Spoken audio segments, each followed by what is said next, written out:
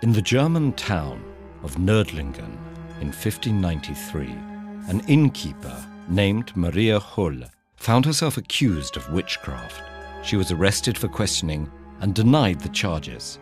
She continued to insist she wasn't a witch through 62 rounds of torture before her accusers finally released her.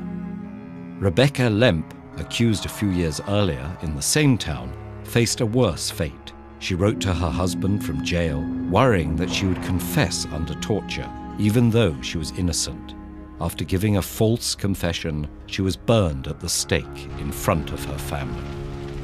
Hull and Lemp were both victims of the witch hunts that occurred in Europe and the American colonies from the late 15th century until the early 18th century. These witch hunts were not a unified initiative by a single authority, but rather a phenomenon that occurred sporadically and followed a similar pattern each time. The term witch has taken on many meanings, but in these hunts, a witch was someone who allegedly gained magical powers by obeying Satan rather than God. This definition of witchcraft spread through churches in Western Europe starting at the end of the 15th century.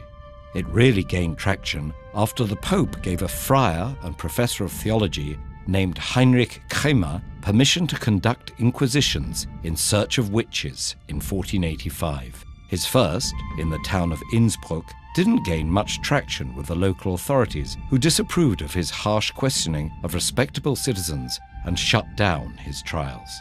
Undeterred, he wrote a book called the Malleus Maleficarum, or Hammer of Witches. The text argued for the existence of witches and suggested ruthless tactics for hunting and prosecuting them. He singled out women as easier targets for the devil's influence, though men could also be witches. Kramer's book spurred others to write their own books and give sermons on the dangers of witchcraft. According to these texts, witches practice rituals including kissing the devil's anus and poisoning or bewitching targets the devil singled out for harm. Though there was no evidence to support any of these claims, belief in witches became widespread. A witch hunt often began with a misfortune, a failed harvest, a sick cow, or a stillborn child. Community members blamed witchcraft and accused each other of being witches. Many of the accused were people on the fringes of society, the elderly, the poor, or social outcasts. But any member of the community could be targeted, even occasionally children. While religious authorities encouraged witch hunts, local secular governments usually carried out the detainment and punishment of accused witches. Those suspected of witchcraft were questioned and often tortured, and under torture, thousands of innocent people confessed to witchcraft and implicated others in turn. Because these witch hunts occurred sporadically over centuries and continents, the specifics varied considerably. Punishments for convicted witches ranged from small fines to burning at the stake. The hunt in which Hull and Lemp were accused dragged on for 9 years, while others lasted just months. They could have anywhere from a few to a few hundred victims. The motivations of the witch hunters probably varied as well, but it seems likely that many weren't consciously looking for scapegoats. Instead, they sincerely believed in witchcraft and thought they were doing good by rooting it out in their communities. Institutions of power enabled real harm to be done on the basis of these beliefs. But there were dissenters all along.